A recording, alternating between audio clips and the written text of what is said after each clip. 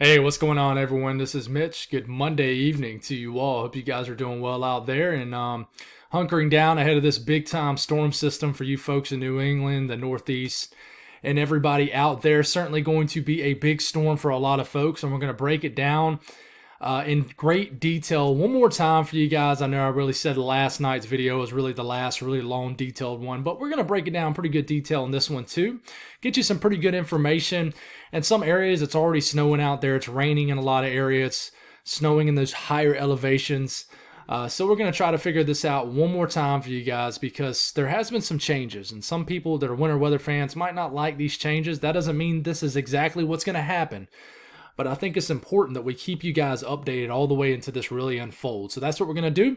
For you folks outside of the Northeast wondering, hey, Mitch, you going to talk about something besides the Northeast? Well, we are a little bit. We're going to talk about how cold it can get over the next few nights, especially for you folks in the South where, it looks like April out there. Heck, in some areas, it looks like the first couple days of May. I know my yard looks like May 1st out there. It's pretty unreal. So we're going to get some cold weather that's really going to stunt some of this growth. It's probably going to make some of those early blooms on some of these bushes fall off, things like that, which is unfortunate because I got a couple bushes in my front yard to really, just display some beautiful flowers, and I know they're probably going to fall off when it gets into the upper 20s around here in the next couple nights. So just the way it is. It typically happens every year here in March. It happens a lot more than I wish it would, but it certainly does. And then we'll talk about a couple storm signals I'm watching. One that's going to happen towards the end of this work week. So if you folks have not subscribed, certainly consider doing that. Like the video if you like it. And if you guys got anything that I can pray about or pray over, you know the deal. Please put it in the comments below so I can do that and so others can pray over it also. So let's get rolling. Look at this. Look at satellite out here. You can tell what is going on very well. We're taking a look at the Northwest Atlantic. You see this area right here? That is our developing and deepening, strengthening low pressure that's about to crank up. If you're wondering why it gets weird right in here, that is because the sun is setting. Time has changed now. That's why you see sunlight blasting against my face here in my room right now. Typically when I make the videos, obviously in the fall and winter, it looks much darker in my room in these evening videos. Totally different story now that we've changed the time and things like that, so it's much brighter. But sun is setting on a strengthening low pressure. You already got a lot of moisture, very heavy moisture too, starting to pump into areas of southern New England, the Northeast. And if you look at this northwest flow into the Ohio Valley, this has brought snow as far southeast as the North Carolina mountains. So it will continue to do so too. So the sun has broke out across the southeast and the Carolinas. Really, it's been out here in Georgia over the last several hours, but the Carolinas, the sun is breaking out just at sunset, so making for a pretty sunset out there for a lot of people. Watches and warnings, that deep purple color you see right here, those are freeze warnings. So it's going to get very cold tonight for mid-March standards, and this will maintain over the next couple nights. Where it'll get below freezing for many people in the southeast. You got freeze watches in the areas in the light blue, where some of these areas might get upgraded to freeze warnings by the time we get into tomorrow morning. We'll see what happens, but we'll talk about this here in a second for you folks. But let's get a little bit closer to the Northeast. Winter storm warnings up in the pink. Winter weather advisories up in the kind of the purple shaded color right in here. Boston, you did not get upgraded to a winter storm warning, just a winter weather advisory. New York City, Long Island, no winter weather advisories, nothing. So that should tell you kind of where we're heading with this. The confidence has not increased on substantial snow for either of the two big cities of Boston and New York City here. But this is going to be a big interior hit of snow. We know that. We have high confidence in these higher elevations. They're going to get crushed by heavy wet snow, maybe 1 to 2 feet in certain areas. Okay, but if you're below 1,000 feet, certainly below 500 feet, the confidence decreases on how much snow you're going to get. Okay, so let's go on and start breaking it down. Let's take a look at the NAM. What does the NAM show for this? We'll start off, around 8 p.m., which is here in the next hour or so. It's showing pretty much what it's showing, which is rain right now. We'll look at radar scope out of Boston. And even though it shows all rain, some of this is falling in the form of snow. In the Worcester Hills out here, We'll get it right. You know, it's hilarious.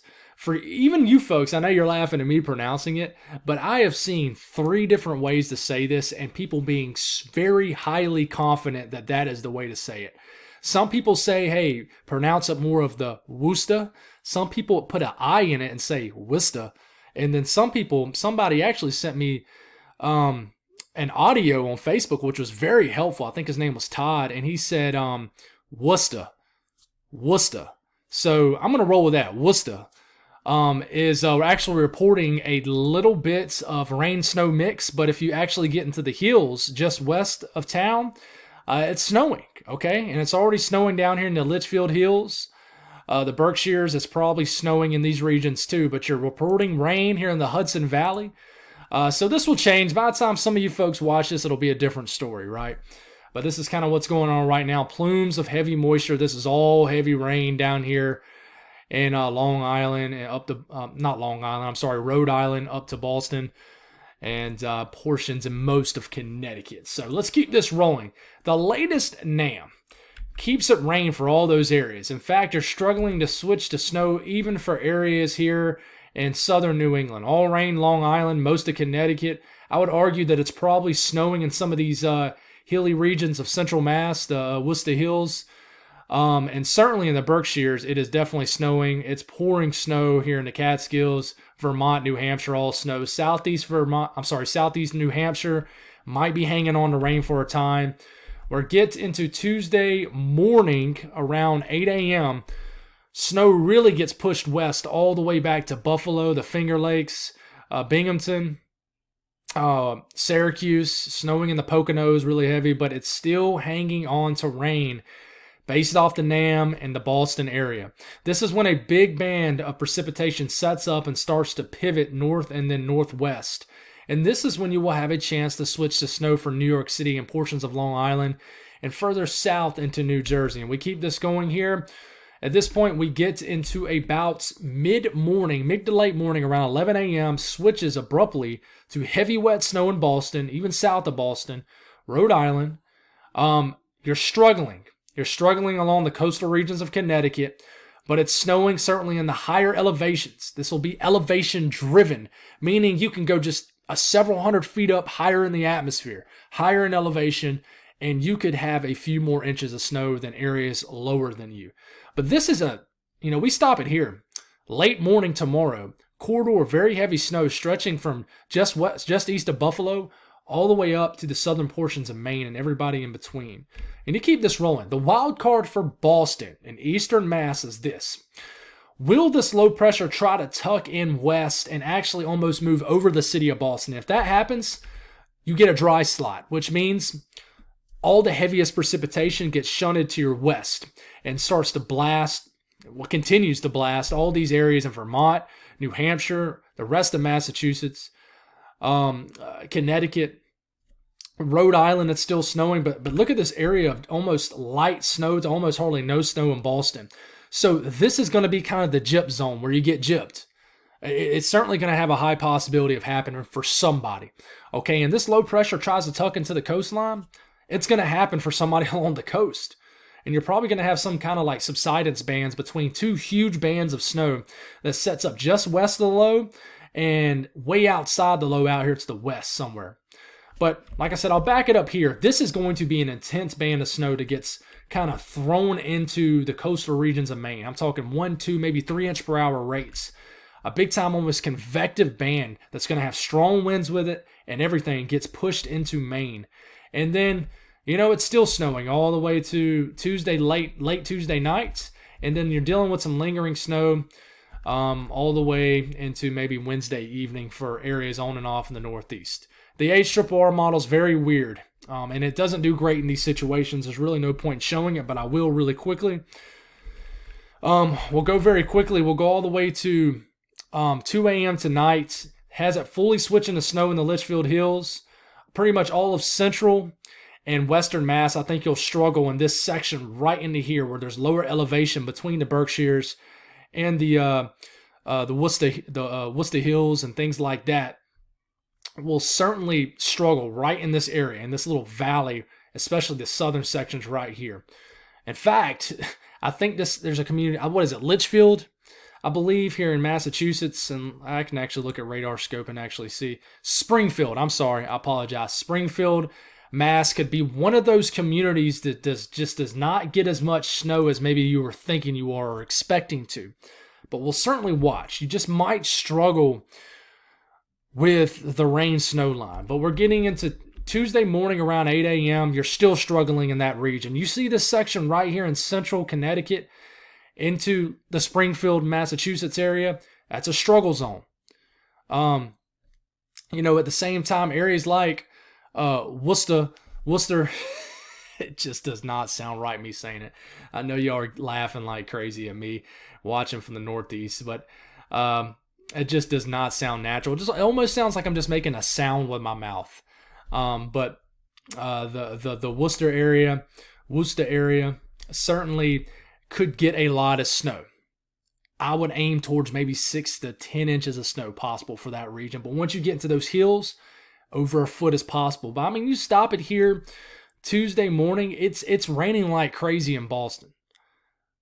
Still heavy, cold rain. But then you start to get, and this is what I worry for winter weather fans in Boston. Look how the low pressure moves right into eastern Mass, and you get completely dry slotted from southeast New Hampshire all through eastern Mass and Rhode Island. And all this snow is just hammering the Berkshires, the Litchfield Hills, the Catskills. It's hammering Vermont. This huge band is getting pushed into Maine. But man, look at this massive dry slot. So let's hope the HRRR model's wrong. For my sake, just because it'll bust a lot of snowfall forecasts in southern New England. So we'll see what the latest HRRR model shows, but it does show a pretty intense band of snow kind of wrapping back into the area that might save you folks if the HRRR model is correct. But the latest GFS that just came up, that just dropped. We get into tonight, heavy snow falling for all those higher elevations. You're switching fully to snow for all those higher mountainous regions, those 3 regions I keep mentioning. And then you're going to have a corridor of very heavy snow that sets up here in the Berkshires, and between the Berkshires and the Catskills, and maybe even the Hudson Valley starts to get slammed like Albany, things like that. And then, the GFS, the global models are saying, hey, don't worry about what these short-range models are saying. Everybody's going to get some love. Everybody's going to get some snow. But even on the latest GFS, it tucks this low pressure very close to Boston. So you got to watch out for some dry air, the dry slot. But it still hits a lot of people pretty good. Okay? So with that being said, broke that down one last time for you guys, because from here on, it's a nowcast thing. You got to let me know what you're seeing out there. So let's talk about these individual areas. So National Weather Service out of, Binghamton. For Binghamton, they're still going for 8 to 12 inches of snow. The Poconos, I would say widespread, 8 to as much as maybe 16 inches of snow. Scranton, 6 to 8 inches of snow. This whole entire southeast, I'm sorry, man, I got my words twisted this evening. This entire northeast corridor of Pennsylvania could get a pretty substantial snow event, probably the biggest of the winter here we are in like mid-March, and biggest snow of the year. Syracuse going for 12 to 8 inches of snow just south of town, could get 18 to 24 inches of snow. National Weather Service in Albany going for 12 to 18 inches of snow, but I think somebody into here could bust low. But we'll see what happens. But look here in the Catskills, guys. I mean, someone's going to get 30 inches of snow potentially in these higher elevations. Will get 3 feet of snow. Pittsfield, Mass, 12 to 18 inches. Otis, hopefully that's the way you pronounce that, 18 to 24 inches in these higher hills. You move into the New York City area. Now they're only calling for around an inch of snow in New York City. So they've dropped snowfall totals for you folks. Newark going from 1 to 2 inches. And I'm telling you, now confidence is pretty high that you guys along the coastal regions of Connecticut, I don't think this is going to be a big event for you guys. But this event can surprise. I'll leave that open. It really can. It will surprise somebody. We'll see what happens. Maybe this can be the event that actually kind of busts in the high-end direction, meaning people get more than what they're expected. But this is the map that just is out there for me. Not out there because I don't believe it, but just the fact that it really shows elevation-driven areas very well. Worcester, 12 to 18 inches of snow. Fitchburg, 12 to 18 inches of snow. But man, I don't know. I would say the low end on these areas right near here. That's what I'm thinking. Okay, but we'll see. We'll see. Hartford, 3 inches of snow. That's it. But I mean, look at Springfield, Mass. Only 1 to 2 inches of snow, but 30 minutes in either direction for you folks, you start to get into feet of snow. So it's really, well, this little lower elevation area right in here, it's really reflecting that well. 3 or 4 inches in Boston when was it? Like 36 hours ago, they had an 8 to 12 inch forecast. That's tough. That's tough. That's why, a lot of people get upset. We got a guy here locally. His name is Brad Panovich in Charlotte, and I respect the heck out of him, but he gets a lot of criticism because what he does is he aims low. Even if all the models are showing high, he starts his snowfall accumulations kind of low, and then as his confidence increases, he'll increase his snowfall totals. But it'll always start low, and people hate that for snow fans because they're thinking, man, how are you only seeing 1 to 2 inches of snow when every single model shows 5 to 8 inches of snow? Well, it's because a lot of times, right at the last second, you get the rug pulled out from under you. And that's why I come on here 2 times a day to keep you guys updated, because I want you guys to see the latest and greatest information. And so National Weather Service here for areas in New Hampshire and portions of Maine. Concord going for 8 to 12 inches of snow. Augusta, Maine, 8 to 12 inches of snow. A lot of snow is going to fall in this region. Portland, Maine, 8 inches. That's around what they're thinking.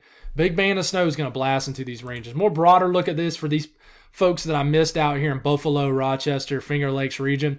I mean, somebody, in the Finger Lakes area could get over a foot of snow. In fact, they probably will. Buffalo will probably get some snow thrown your way, maybe 2 to 4 inches of snow. Rochester, 6, 7 inches of snow. Syracuse, we already talked about that. In the northern country of kind of New York State, we'll certainly get several inches of snow. We'll definitely watch out for that. But we'll say it again, the Catskills, the Berkshires, and the Worcester Hills are going to get hit the hardest by this. Those are 2 elevation-driven areas that are going to get slammed. So we're pretty highly confident on this. For you folks in Maine, this band is going to move through, and it's going to drop as much as 1 to 3 inch per hour rates on you guys. Heavy band of snow is going to move in tomorrow morning. Okay? And there's going to be strong winds with it, all that good stuff. Okay? So, good luck, guys. Let me know what y'all see. Please keep me updated. I would love to know what your location's seeing. If you're not verifying, if you're upset, let me know it. Let me have it. There's chances are the forecast is going to be wrong for many areas. It's a tough forecast. It's not kind of one of those classic nor'easters where there's plenty of cold air in the equation. It's a pretty cut and dry forecast. It's just not like that. I mean, we're in mid-March. So Tuesday morning, temperatures. Let's talk about how cold it could potentially get here in the next 3 mornings. For tomorrow morning, going for below freezing in Atlanta, below freezing in Birmingham, Jackson, mid-30s, the entire state of Tennessee into the 20s, Little Rock into the 20s and 30s, Charlotte 31, Raleigh 30, all of Virginia. You get basically in these areas, points north, you get well into the 20s. Hard freeze for a lot of folks.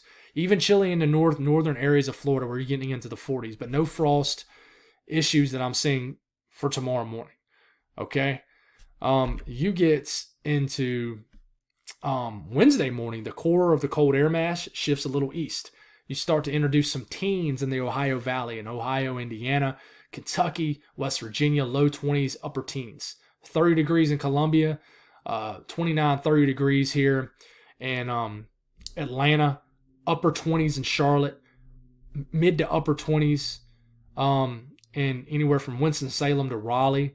The entire state of Tennessee deep into the 20s. So this is why I told you guys a week ago not to plant hard freeze coming. So if you've already done some planning, you got your work cut out ahead of you, keeping everything protected. But I don't try to pretend to be an expert with gardening, guys. I do love planting my flowers. I don't have a garden or anything, but I always plant my flowers either the first or second week of April. It seems like around here in South Carolina, we always get a frost risk around the first weekend of April. So I try to see what's coming and then go off that. But then we get into Thursday morning. The core of the cold air mass begins to shift, and you have ridging that sets up, and this will set the stage for probably a severe weather threat, which we'll talk about here in a second for areas of the south central U.S. But another really cold morning for the Carolinas, Georgia. It'll get all the way into the 30s, even into the Panhandle and Big Bend areas of Florida. So frost potential with this. And once we get into Friday morning, you start to warm up a little bit. But another potential for more cold air to come in behind this is certainly likely. In fact, we'll even go a little bit ahead here in time. We're getting into Saturday. What is it? Yeah, this is Saturday morning.